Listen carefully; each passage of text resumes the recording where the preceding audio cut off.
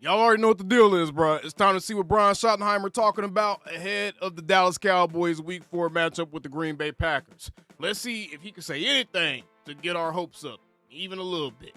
Let's get right into it, and be sure to subscribe for more Dallas Cowboys content just like this.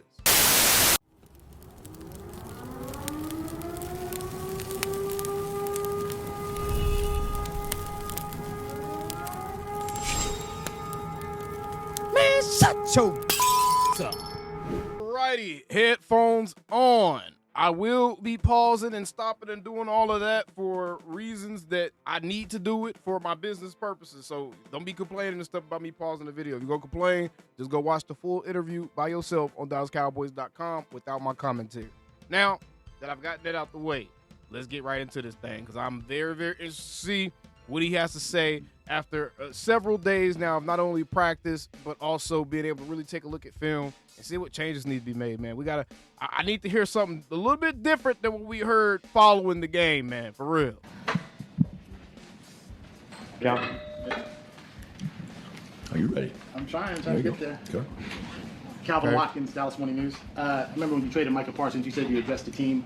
Now in the return, were you talking to them about the anticipation and all those? Boy, they couldn't wait to ask him Micah Parsons. They was like, oh, it's finally week 4. Micah Parsons questions times. They couldn't wait, boy. Kinds of things. No. Again, they're all excited to see Micah. Like I said, I'm excited to see Micah before the game. Maybe not on the field because he's such a good player. But no, I mean the guys know Micah's coming back. It'd be great to see him. But no, it's a normal week, another championship opportunity. What would you say to when people say, without him, your defense has not been the same? It's not been as good. I would say that we have not been playing to the standard we want to play to. But if we had Micah, you can't predict that we'd be playing any better. You can't predict we'd be playing any better, any worse. In fact, there's evidence that we have had Micah have played just as badly. Did y'all forget the 44-19 beatdown at the New Orleans Saints, the lowly New Orleans Saints, by the way, with no quarterback for real? Did y'all forget how they beat us down with Micah in that game? And he had 2 tackles. That's how much he helped us in a situation where one unit was so bad on the defense that you just couldn't save anybody else. That's what happens. You need everyone to play cohesive football, especially on the defensive side of the ball. Everybody got to be on the same page, and guys got to be doing the right things assignment-wise to at least give yourself a chance. And if you're going to be playing zone, you got to get some pressure on the quarterback. That's just as simple as that. So either you're going to have to manufacture some pressure if you're Matt Eberflus and get some 5-man rushes, maybe even bring a 6th to really speed up a quarterback's clock and make him make a mistake. Because right now, these quarterbacks are too good that you're playing against, or they're pros, they're in the NFL.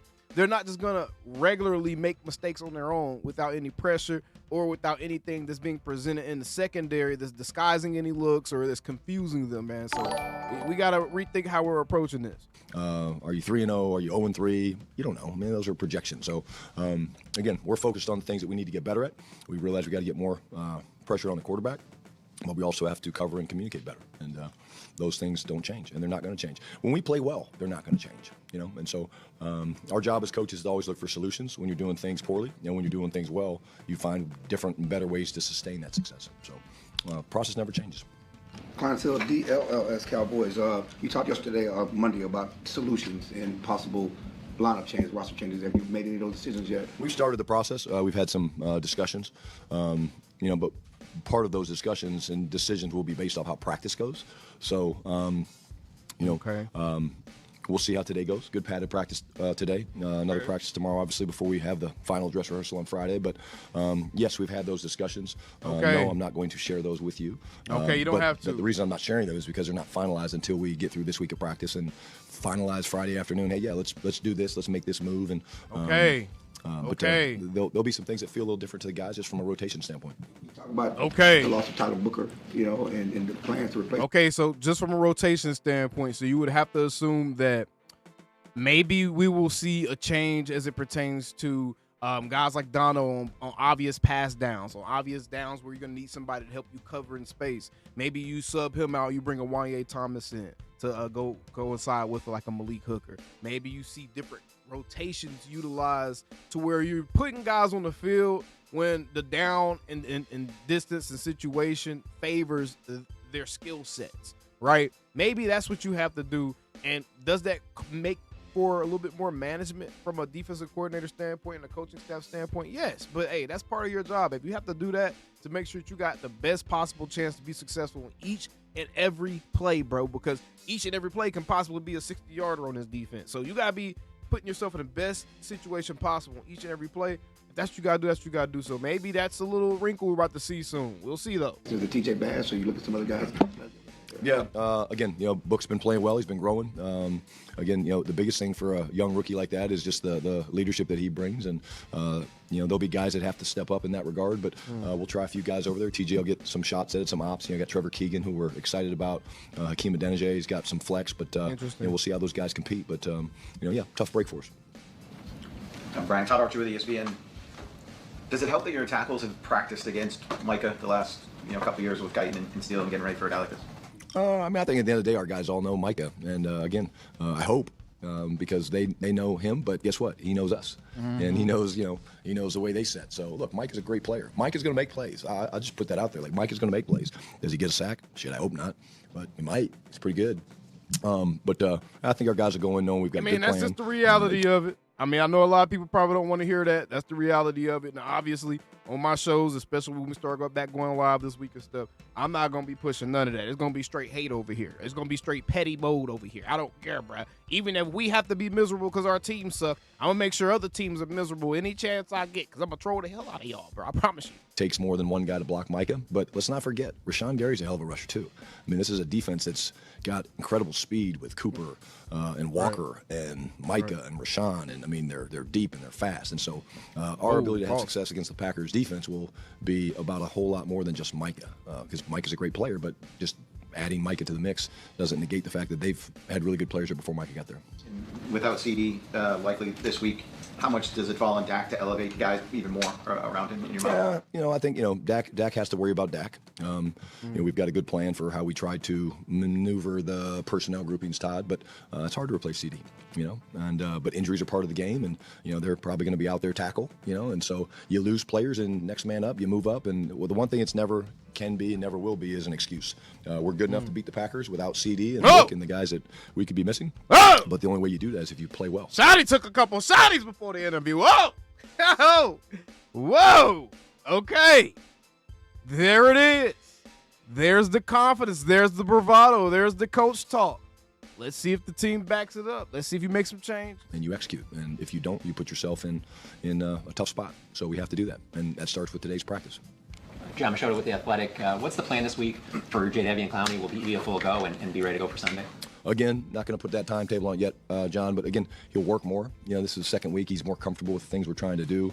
We're working to get him active, but we'll see. There's the numbers game and things that you have to look at. Obviously, we've got to make some decisions about IR. Do we put somebody to IR? Do we not? We don't have to make that decision today. We're not going to make that decision probably today. You got to get through a day or two. But Jadeveon's doing everything and trending towards playing. Now, that being said, let's see how today's practice goes. Let's see how this week of prep goes. Let's see how he is in the meetings. Let's see how he's retaining the information. But the hope would be to get him out there. And if we can, we will. And if we can't, we won't. You obviously have a lot on your plate as the head coach and offensive play caller.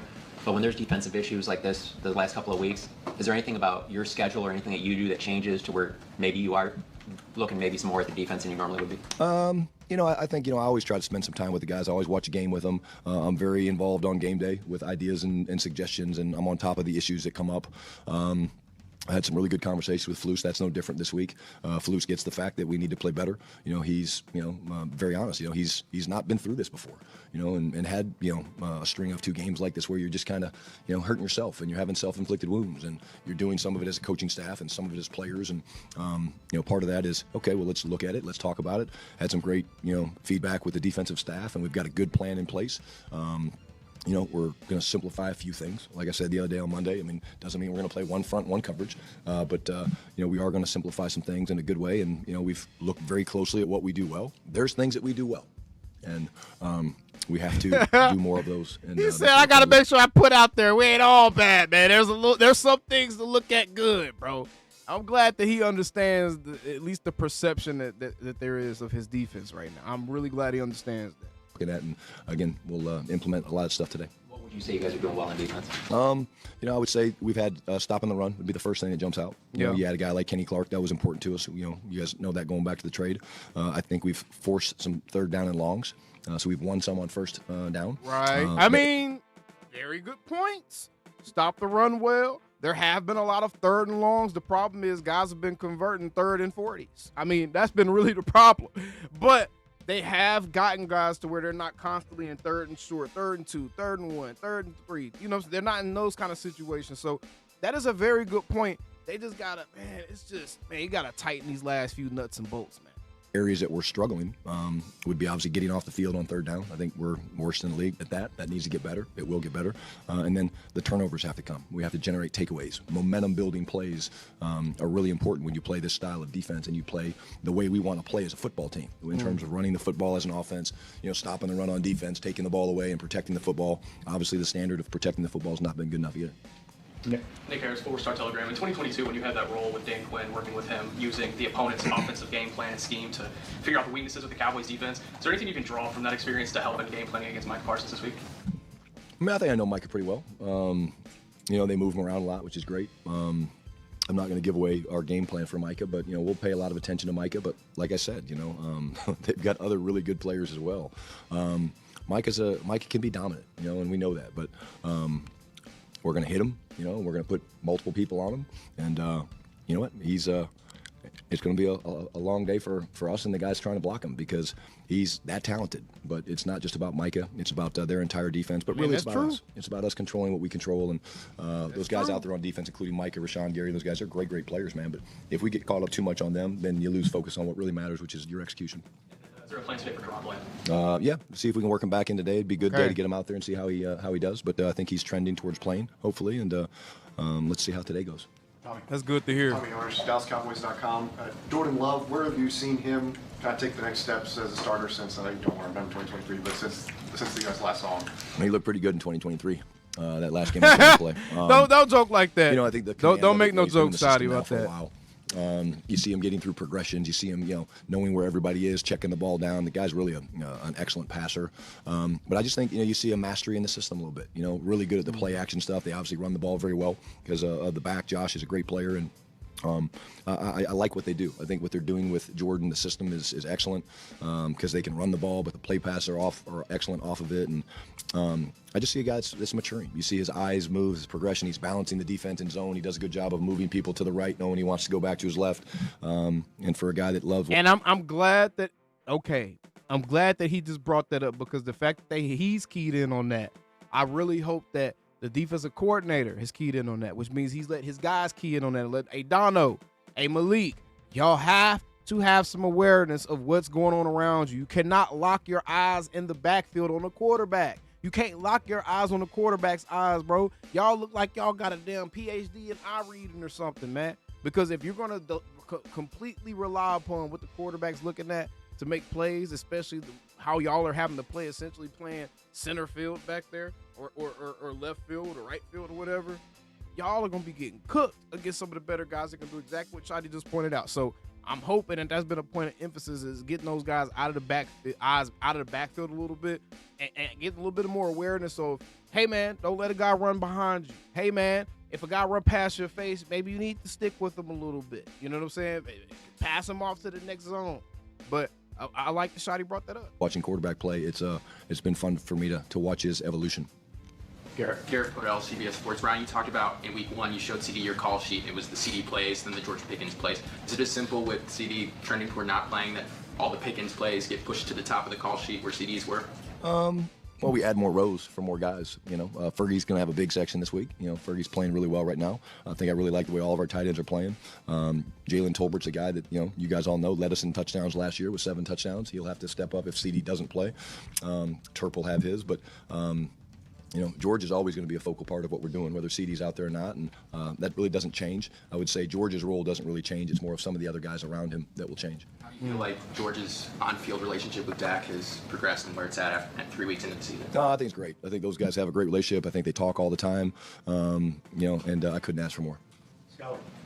Skyler Smart Hicks answer. with You the need why AP, and insights imagine for crashing training out. camp, you were thinking you'd be game planning against Micah Parsons. How do you reflect on the Micah saga, and how weird is it to be in this week where you're game planning against him? Yeah, I really haven't thought about Skyler. It's a good question. I'm not gonna lie, it's a fair question given the week. Call a spade a spade. It's a fair question given the week. I mean, you really don't have time to think about it. It's just, it's like we play Micah this week in the Green Bay Packers, and this next week we play Keenan Williams, and it's like, that's what this league is about, and so you really don't take the time to think about it. Like, if you truly do believe, which I truly do believe, that each week is its own week, and you can't get too high, you can't get too low, then I literally haven't spent a lot of time going, man, can't believe we're playing Micah this week. It's like, damn, who's number one? He's really good. He's fast. Wow. You don't do that. You just, okay, he's a good player. Then, who's 52? Rashawn Gary, he's really good. So it's each week you have to separate that. And I think that's where teams have success, is when they're able to do that. You compartmentalize and you focus and you say, okay, who we got to stop this week? Well, the list is pretty long in Green Bay on defense and on offense with the weapons that they have and the quarterback. And then next week the Jets present a different problem. And then whoever we play next, maybe Carolina, whoever it is, I don't even know. You have the same issues. So I don't really spend a lot of time thinking about that. You've said that a couple of times after just another week. Was your dad kind of an influence on that when you sort of watched him in high-profile weeks? Were there other guys that you kind of observed when it was a high-profile game and how they kind of treated the week? Well, I appreciate you bringing that up. Yesterday was his birthday, so I love you, Dad. I know you're looking down on me. But yeah, he was that way. He was very much a theme of the week guy. I don't think I'm as much of a theme of the week guy. He had Raider week, and he had different things that he would talk about. But he was very matter of fact. And I actually used one of his things today. I said, to the guys in the team meeting, I said, our goal this week is to go 1-0. And it's really your goal every week. But you can't look back on Chicago. You can't look back on the Giants. The goal is to go 1-0 this week. Well, how do you do that? Well, you focus on today's meeting. Then you focus on today's practice. You pay attention to details. But I think that was a strength of his, the fact that he was going to, he'd put his blinders on, man. And even, when I was a kid, he'd come home and it'd be, whatever, 10:30 at night or whatever, and he'd be in the zone. And I'd be like, Dad. And he'd be like, oh, yeah, sorry. That's what happens to us, because we just, we get going, and your mind doesn't stop. Joe. Joe Hoyt, Dallas Morning News. Building off the scouting Micah question, obviously you know him. Do you, when you turn on the film, say, hey, I'm going to wipe this slate clean and just see what the film says, or do you kind of build up what you know about him and kind of pair that with what you see on film? Man, how many times are going to ask the same a different variation of the same damn question, man? Come on, man. You ain't get your answer of that question from somebody else by now? Oh, my gosh. That's a good question. No, I think, knowing Mike, it keeps you up even more at night, because I've seen him do things that I haven't seen him do yet in Green Bay. It means it's in there. I know he has it. I know he has those tools. But like I said, man, I can't wait to see Mike. I really can't. I really, he's been a huge part of this organization, and it'd be great to see him before the game kicks off, and then hopefully after the game. He has been running the ball well, and I know game situation, score, time, down and distance can affect play calling, but is there an element of maybe perseverance where saying, hey, I know the situation might say, we probably should pass the ball a bit more, but we're running the ball well. Is there an element of perseverance when it comes to that, maybe even both? Yeah, I would say last week, we made the decision when they finally made it 31-14, and I think it was early in the fourth quarter, maybe right after the interception. We knew we had to go. That's the word I would use. We had to go. You got to speed the game up. You can't. You need possessions. You need three. So you're down 3 scores. You got to go. Facts. And so That's it's fair. not how you want to play it. But if you wait too late, then you're never going to have a chance to do the things you do. It's a fine line. It's not what you want to do, but at that point, I think it was the right thing. And we were close in a few situations. It would have been great to get a touchdown in there and make them have to kind of play. And but it's a decision that you kind of have to do. But to me, you can't be half in, half out. You got to be like, all right, we're going to go, or let's take it one more series. And I've been on both sides of those, where it works and then where it doesn't. Saudis of The Athletic. Brian, you've spoken globally about Hunter Luepke. He has limited offensive snaps so far this season. What have you seen from him in terms of his abilities, and how is he best used in the offense? Yeah. Number one, his ability is amazing. You guys know I talk about him all the time, very glowingly. He is You've been talking about Hunter Luepke, but you haven't used him not one time yet this season. Very weird. just the perfect Swiss pocket knife, if you will. He can play fullback. He can run the ball. You ain't used him. He can play tight end for us. But we also have a couple very good young tight ends that we like as well. And the thing that doesn't get talked about with Hunter is when he's not playing 20 snaps for us, 25 snaps for us, which quite honestly, he probably won't play that many snaps for us. Him playing 20 snaps is probably a good number for him that you'd want to get for him in a 70-play game. He's also playing 28 to 35 plays on special teams. So the value of Hunter Luepke is that there's nothing he can't do. He ensures you of whatever you ask him to do, he's going to do it at a high level, and that's where the confidence comes in Hunter. you spent a lot of time throughout the offseason establishing relationships in various ways. This week, coming off of that loss, That's kind of interesting saying that after he got an extension. I mean, it was pennies. It wasn't like it was a meaningful extension or anything, but that's interesting. have you seen that manifest itself and kind of pay off the way that you've kind of approached the job? I think so. I think our guys are in a good spot. I mean, this is not going to be the last adversity we deal with this year, and I do believe that the culture and the strength of the culture that we have here is what's going to allow us when the next setback happens to overcome. There's a belief in this locker room in one another. There's a belief in the brotherhood. There's a belief in the fact that we do love and care about one another, and we will lay it on the line out there for us to have success, and that will pay dividends. Is it going to be this week? I don't know. I think our guys are in a good spot. Usually on Monday you come in, you're ready to film, and by the time they get back in here on Wednesday, they're ready to go, knowing that there's a new op. Sydney. City Staples Team Sports coach, it's only week 4, and yes, this game is getting a lot of media attention, but does the outcome of the game this early on in the season, do you think it will have an impact on what the following weeks will look like? How much does it play into that? I don't think so. I mean, it's a big game because it's the next game. The media and the fans want to build it up because of Micah coming back, and I understand that. I mean, I'm not naive enough to think that people don't want to talk about that. Right. But it's just another opportunity. It's another chance for us to go out and play well. We did not play well enough against Chicago to beat them, so we lost. We found a way to play well enough at the right times against the Giants, and we beat them. And then Philadelphia, we had them where we kind of wanted them, and then we didn't finish it. But you literally take each game one at a time, and you say, okay, we have to play well. Are we going to win this game? I hope. I expect. But, again, I'm never going to be the guy, oh, this is a must-win game. You have to do that. They're all must-wins. They are all must-wins. But the last time a team went undefeated was 1972. Did I get that right? Yes. And that's the last time it ever happened. And it's all about finding a way to qualify for the playoffs and getting in the tournament and learning how to win. You talked about maintaining focus. That emote was crazy. Emote was crazy, Shotty. Into this week, can you just tell me kind of what that message is to the team to just kind of block out all that peripheral noise and kind of maintain focus on just this one? Yeah, it's a good question. I mean, basically, we always try to focus on us. Like when we do our scouting report onto the Packers, I don't go deep into, okay, Matt LaFleur, did a coach whatever, been there 7 years, boom, boom, boom. Okay, offensively, why? I mean, the focus should be on us. It should be on Dak Prescott, Javonte Williams, Kenny Clark, Kenneth Murray. We're playing cover 3. We're playing cover 2. We're going to run zone scheme right, zone scheme left, whatever those things are. Because if you truly believe it's about you and your execution is what's going to matter, and the opponent is out there to give you resistance, which I do, then you should spend more time worrying about yourself, knowing enough about the opponent that they're able to go out there and understand. Interesting. This is how hey, y'all book note that one. Our jobs might change based off of the opponent that we're playing. All right, that was the last question. Y'all book note that answer. We may come back to this in a couple years and say whether or not that mindset is the correct one to have as a head coach. And either way, that will give us some answers. Now, the only thing that I'm really excited about right now is we're about to learn a lot about our head coach. We're about to learn a lot about if he is an authoritarian, if he's really going to take control, and he's going to stop this Remember the Titans style coaching system he has going on with the Cowboys, to where it's you coach offense, I coach defense, because that's what it feels like right now. It feels like two completely different units ruled under two completely different types of circumstances. I want to see if Shotty's going to take control and be like, no, Matt, we need this to change. We need these guys to play. I want to see what this guy looks like on the field. I don't care what you got going on. You making me look bad right now.